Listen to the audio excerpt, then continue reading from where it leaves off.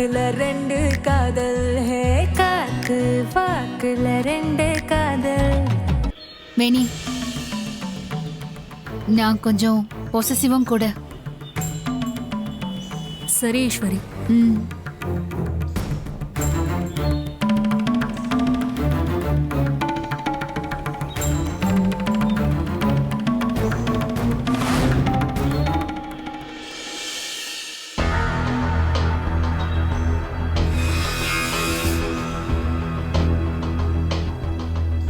ஏன் சரவணா, அந்த ஹேக் பண்றவன் அனுப்புன லொகேஷன் இதுதான். ஆனா ரத்னசாமிக்கு பதிலா வேற யாரோ ஒருத்தன் நின்னுட்டு இருக்கான். இல்ல ரம்யா, அவனை எங்கேயோ பார்த்த மாதிரி தான் இருக்கு. அதான் யோசிச்சுட்டு இருக்கேன். என்ன பாஸ் நீங்க இவ்வளோ மெமரி லாஸ் உள்ள ஆளா இருக்கீங்க? அதான் உங்களை ஈஸியாக ஏமாத்துறாங்க போல. Hey, it's just for fun Ramya.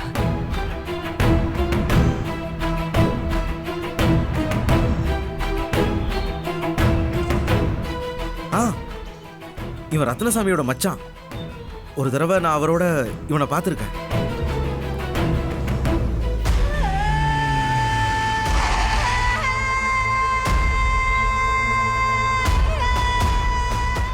ஹே, அங்க பாருங்க.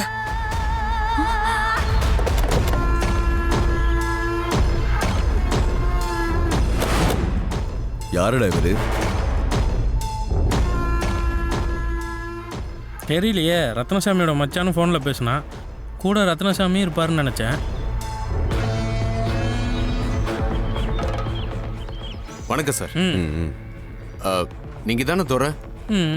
நீங்கள் தானே மனோகர் சார்? ஆமாம். ரத்னசாமி எங்க? எங்கள் மாமா கொஞ்சம் உடம்பு சரியில்லை, அதான் என்ன அனுப்பி வச்சாரு. நான் அவரோட மச்சான் தண்டராஜ் தான். பணம் கொண்டு வந்திருக்கீங்கல்ல? யோ, என்ன விளாட்றியா? நீ யார் என்னன்னே எனக்கு தெரியாது. உன்னை நம்பி எப்படியா பணத்தை கொடுக்க முடியும்?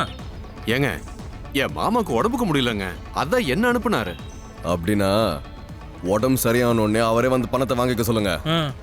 சார் சார் பாதரா போலாம். சார் சார் ஒரு நிமிஷம் ஃபோன் போட்டு தரேன்.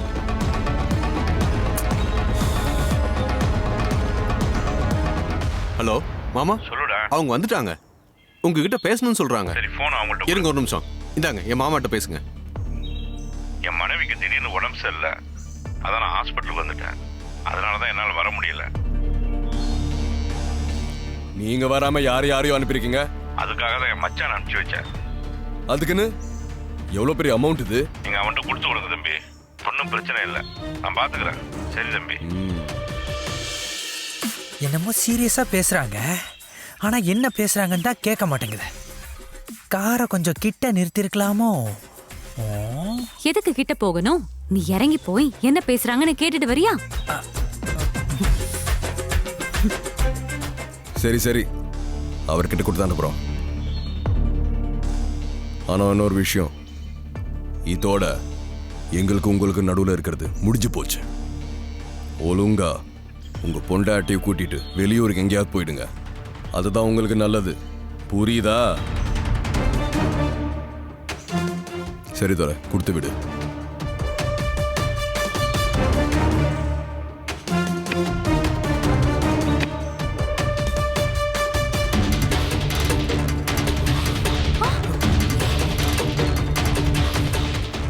என்ன பாஸ், கட்டுக்கட்டா பணம் கை மாறுது.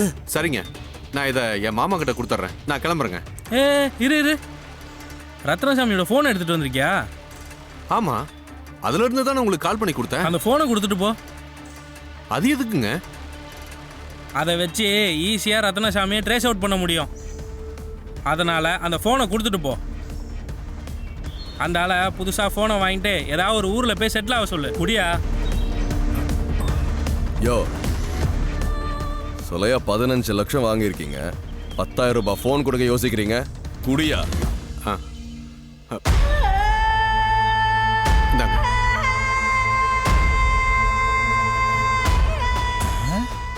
என்ன பாஸ், இந்த போனை வாங்கவா இவ்வளோ பணம் கொடுக்குறாங்க?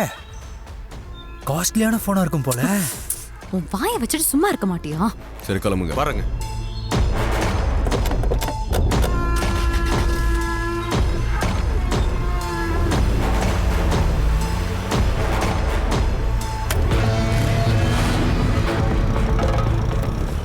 சரவணா, ரத்னசாமியோட மச்சானும் ஈஸ்வரியோட அண்ணன்களும் மீட் பண்றாங்கன்னா உன்னை ஏமாத்தினதுல இவங்களுக்கும் ஏதோ பங்கு இருக்குடா.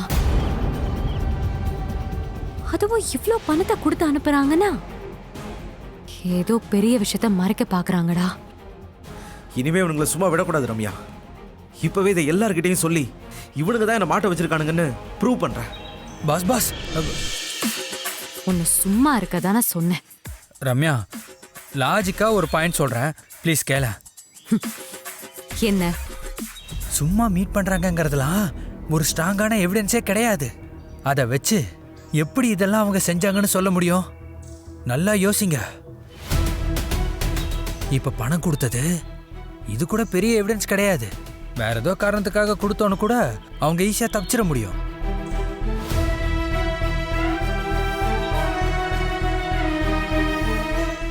இதை விட ஸ்ட்ராங்கான ஒரு எவிடன்ஸ் இருந்தாதான் அவங்க தப்பு பண்ணாங்கங்கிறதையும் நீங்க தப்பு பண்ணலங்கிறதையும் நம்ம ப்ரூவ் பண்ண முடியும். கரெக்ட் சரவணா. இதை விட ஸ்ட்ராங்கான ஒரு எவிடன்ஸ் நமக்கு தேவைதான். ஆனா அந்த எவிடன்ஸை எப்படி நாம ரெடி பண்ண முடியும்? அதான் மைக் இருக்கான்ல, அப்புறம் என்ன? அவன் சொன்ன மாதிரி உங்க ஒய்ஃபோட அண்ணன் போன்ல அந்த ஆப்பை இன்ஸ்டால் பண்ணிடுவோம். கண்டிப்பா இது சம்பந்தமா அவங்க ஏதாவது ஒரு விஷயத்த வளருவாங்க. அதை எவிடன்ஸா வச்சு அவங்களுக்கு இதுல உள்ள லிங்கை நம்ம ப்ரூவ் பண்ண முடியும். சரிதானே? கரெக்ட். சந்தோஷ் சொல்ற மாதிரி இது மட்டும்தான் ரூட் ரம்யா.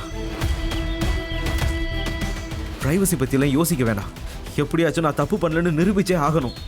அதுக்கு இதுதான் ஒரே வழி. சந்தோஷ், உங்க ஃப்ரெண்டு கிட்ட பேசுங்க. உடனே இதுக்கான வேலையை அரேஞ்ச் பண்ணிடுங்க. அதுக்கு என்ன, இறங்கிட்டா போச்சு.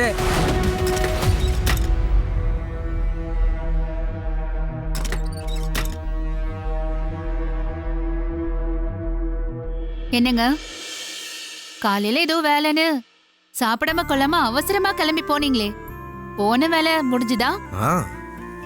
என்ன வேலை? யாரை பார்க்க போயிருந்தீங்க? ரம்யாவை தான். ஓ, ம்.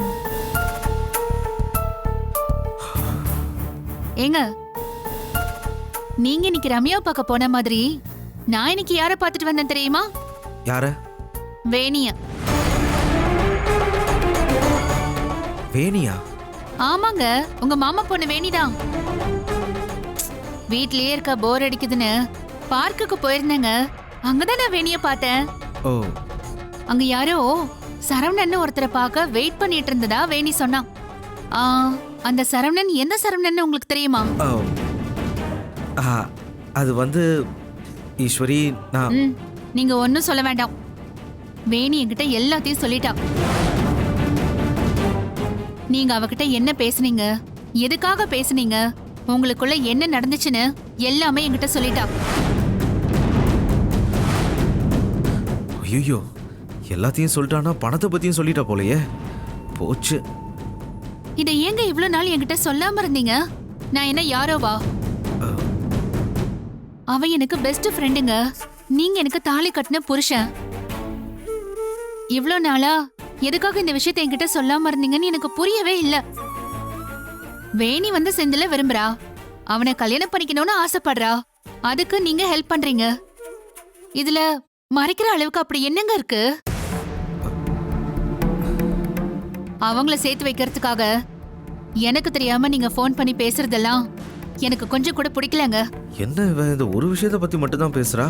அந்த பணம் மேட்ரு தெரிஞ்சதா இல்லையானே தெரியலையே. ஏங்க அமைதியா இருக்கீங்க? பதில் சொல்லுங்க. அப்படி இல்லை ஈஸ்வரி, ஏற்கனவே 2 குடும்பத்துக்கும் பிரச்சனை. அதனால தான் இதை பற்றி நான் யார்கிட்டையும் சொல்லலை. உனக்கு தெரியாம நான் வேணிக்கிட்ட பேசுனது தப்பு தான். அதுக்காக உன்கிட்ட பொய் சொன்னதும் தப்பு தான். ஆனால் இதை தாண்டி வேற எதுவும் இல்லை ஈஸ்வரி. வேணிக்கிட்ட பேசும்போதே அது எனக்கு தெரிஞ்சிருச்சுங்க. இதை தாண்டி நீங்க எனக்கு தெரியாம என்கிட்ட இருந்து எதையாச்சும் மறைச்சிருந்தீங்கன்னா இந்நேரம் நான் உங்க மேல செம்ம கோவப்பட்டிருப்பேன். 2 குடும்பத்தையும் சேர்த்து வைக்க நல்ல விஷயம் தானே நீங்க பண்றீங்க. அது என்கிட்ட நீங்க சொல்லிட்டு செஞ்சிருக்கலாமேன்ற சின்ன வருத்தம் மட்டும்தாங்க எனக்கு இருக்கு. ஆனா இதுக்கு மேல இத பத்தி நீங்க யோசிக்க வேண்டியதே இல்லைங்க. வேணியையும் செந்திலையும் சேர்த்து வைக்க வேண்டியது ஏன் பொறுப்புன்னு நான் வேணிக்கு வாக்கு கொடுத்துட்டேன். ஆ? ஏற்கனவே நீங்க ஒரு பிரச்சனையில இருக்கீங்க. அதை எப்படி சரி பண்றதுன்னு பாருங்க. இனி இத பத்தி நீங்க யோசிக்கவே வேண்டாம். செந்தில கன்வின்ஸ் பண்ணி இந்த கல்யாணத்தை நான் நடத்தி வைக்கிறேன். போதுமா? நீ சொல்ற அளவுக்கு இது சாதாரண விஷயம் இல்லை ஈஸ்வரி. செந்திலுக்கு அவளை கல்யாணம் பண்றதுல சுத்தமா விருப்பமே இல்லை. நானே அவனை எப்படி கன்வின்ஸ் பண்றதுன்னு தெரியாம தான் இருக்கேன். செந்தில கன்வின்ஸ் பண்றதெல்லாம் ஏன் பிரச்சனைங்க? அத பத்தி நீங்க ஏன் கவலைப்படுறீங்க? உங்களையே கன்வின்ஸ் பண்ணி என்ன கல்யாணம் பண்ணிக்க வச்சனே. நான் நினைச்சா செந்தில கன்வின்ஸ் பண்ணி வேணியோட கல்யாணத்தை நடத்த முடியாதாங்க? இத பாருங்க, புராண காலந்தொட்டே ஒரு பொண்ணு நினைச்சா என்ன வேணா செய்ய முடியுங்கிறதுக்கு நிறைய உதாரணம் இருக்கு. அதனால ஒரு பொண்ணோட பவரை அண்டர் எஸ்டிமேட் மட்டும் பண்ணாதீங்க. ஓகேவா? சரி ஈஸ்வரி, நீ சொல்ற, நானும் உன்னை நம்புறேன். எனக்கு இந்த கல்யாணம் நடக்கணும், 2 குடும்பத்தோட பகையும் தீரணும், அவ்வளவுதான். அதெல்லாம் நான் பாத்துக்கிறேங்க, நீங்க ஃப்ரீயா விடுங்க. சரி ஈஸ்வரி. ஆமா, காலையில ரம்யாவை பார்க்க போனதா சொன்னாரு. ஏன் எப்ப பாரு அவளை மீட் பண்றாரு? ஏங்க இருங்க, காலையில ரம்யாவை பார்க்க போனதா சொன்னீங்கல்ல, எதுக்கு அவளை பார்க்க போனீங்க? சொல்லுங்க சொல்லுங்க, எதுக்காக அவளை மீட் பண்ண போனீங்க? அதுவும் வேணிய பார்க்கறத அவாய்ட் பண்ணிட்டு அவளை எதுக்கு மீட் பண்ணணும்? அதான பார்த்தேன், அவ்வளோ ஈஸியா விடுற ஆளா இவன்? ஹலோ, உங்ககிட்ட தாங்க நான் பேசுறேன். ஒன்றும் இல்லை ஈஸ்வரி, அந்த ரத்னசாமியை கண்டுபிடிக்கிற விஷயமா ரம்யா கூப்பிட்டுருந்தா, அதான் போயிட்டு வந்தேன். சரி, கூப்பிட்டு என்ன சொன்னா?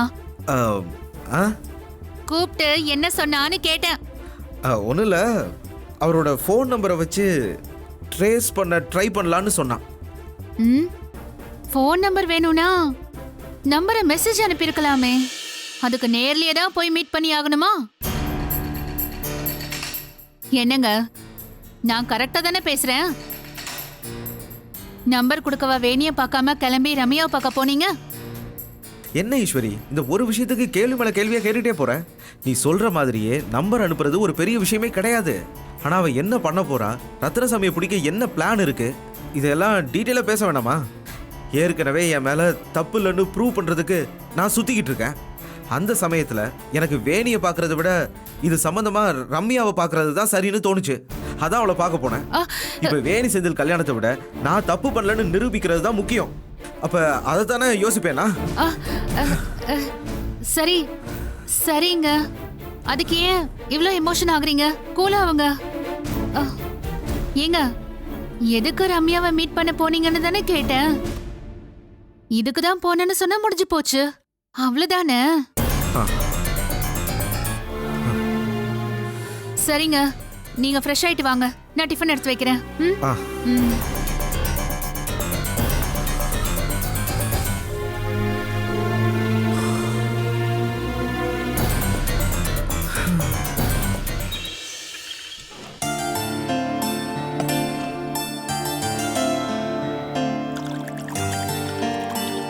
போதும்.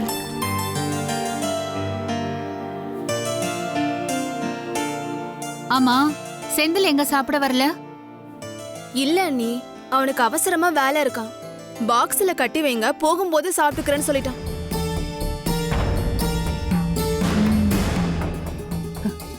ஆமால, அத நான் கட்டி வைக்க மறந்துட்டேன்டி.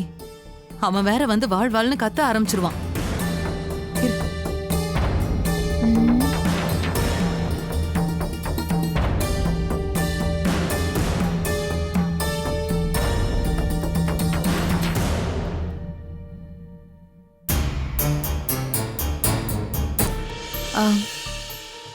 ஏங்க, செந்தில நான் கன்வின்ஸ் பண்ண முடியாது, அது கஷ்டம்னு நேத்து சொன்னீங்கல்ல.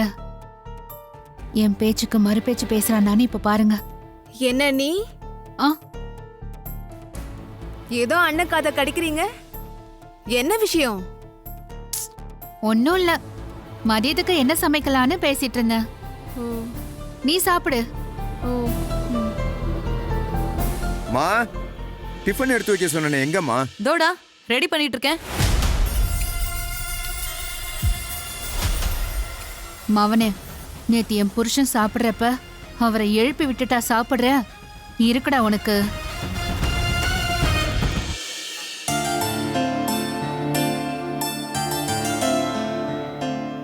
வந்துட்டேன்டா, பறக்காத. இந்தா. அத்தை ஒரு நிமிஷம் அத்தை. செந்தில், நீ உட்காந்து சாப்பிட்டு போ. இல்ல நீ ஆபீஸ்க்கு டைம் ஆயிடுச்சு. 3 இட்லி சாப்பிட ஒரு 5 நிமிஷம் ஆகுமா? சாப்பிட்டு போனா என்ன லேட் ஆயிட போகுது? இல்ல நீ நான் சொன்னா கேட்க மாட்டியா செந்தில்?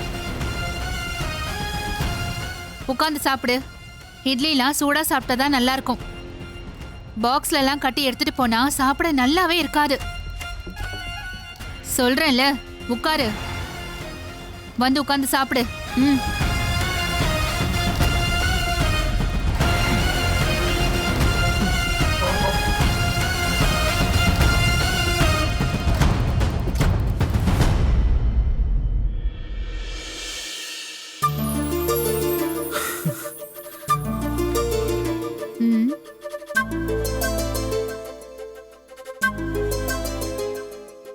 சூடா சாப்பிட்டு போ.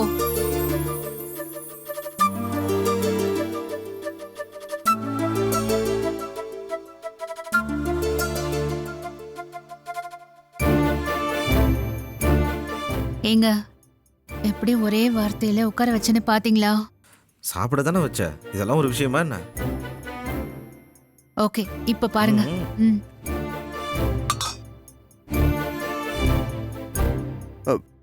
அண்ணி போதும் அண்ணி. என்ன 2 இட்லி சாப்பிடுற வயசா இது? நல்லா சாப்பிடு. ஈஸ்வரி, அவன் எப்பவுமே அவ்வளவுதாம்மா சாப்பிடுவான். அத்தை, இதுக்கு முன்னாடி வேணா அப்படி இருந்திருக்கலாம். ஆனா இனிமேல அப்படி இருக்க முடியாது அத்தை. அத்தை, நல்லா சாப்பிட்டாதான் நல்லா வேலை பார்க்க முடியும். அந்த நல்ல எண்ணத்துல நான் சில விஷயங்கள்லாம் சொல்லதான் செய்வேன். நீங்க செல்லம் கொடுத்து கெடுக்காதீங்க அத்தை. என்ன செந்தில், நான் சொன்னா கேப்பியா மாட்டியா? கேப்பேன் நீ.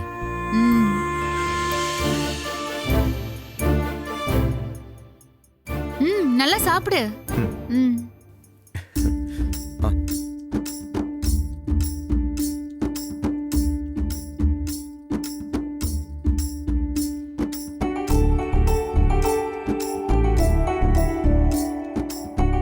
ரேணுகா, நாளைக்கு வெள்ளிக்கிழமை பூஜை பொருள்லாம் கொஞ்சம் வாங்கணும்.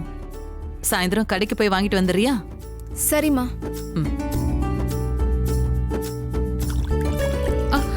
செந்தில், என்ன பண்ணிட்டு இருக்க நீ? என்ன செந்தில், நீ இந்த மாதிரிலாம் பண்ற? இது என்ன தட்டுல கை கழுவுற பழக்கம்? போய் தட்டை சிங்க்ல போட்டுட்டு வாஷ் பேசின்ல கை கழுவு போ. அப்படி சொல்லுங்க அண்ணி. எப்ப பார்த்தாலும் இவ சாப்பாடு தட்ட நான் தான் எடுத்துட்டு போகணும். செந்தில், எவ்வளவு பெரிய வேலை பாக்குற நீ? இது எல்லாமே ஒரு பேசிக் மேனர்ஸ். போய் வாஷ் பேசின்ல கை கழுவு. செந்தில், தட்டை எடுத்துட்டு போ. எடு. சரி அண்ணி.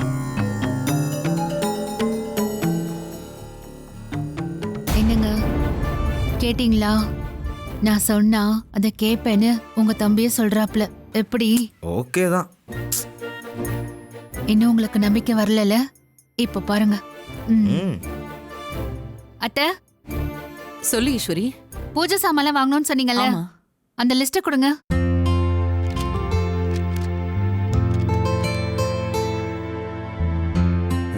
மா சரிம்மா, நான் போயிட்டு வரேன். அண்ணி நான் வரேன். சரிடா. செந்தில், ஒரு நிமிஷம்.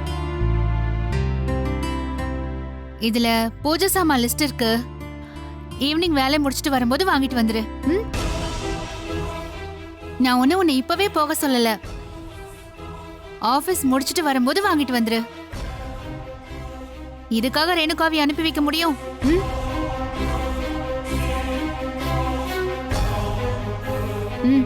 இந்தா, உன் வேலையை முடிச்சிட்டு வீட்டுக்கு வரும்போது வாங்கிட்டு வந்துரு. உன் தங்கச்சி தானே இவ, அவளுக்காக நீ வரும்போது வாங்கிட்டு வர மாட்டியா? புடி. ம் சரி அண்ணி. ம்.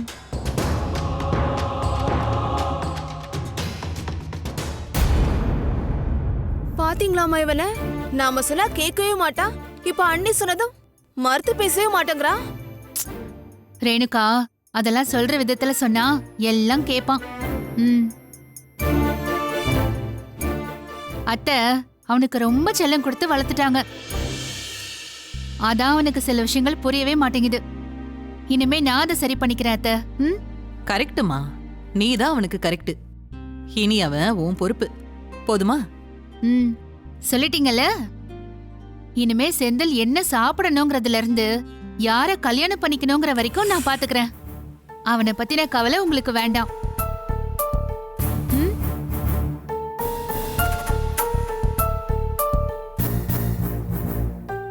ஏங்க சாப்பிடுங்க. இன்னொரு இட்லி வைக்கிறேன், சாப்பிடுங்க. ஓகே, ம்.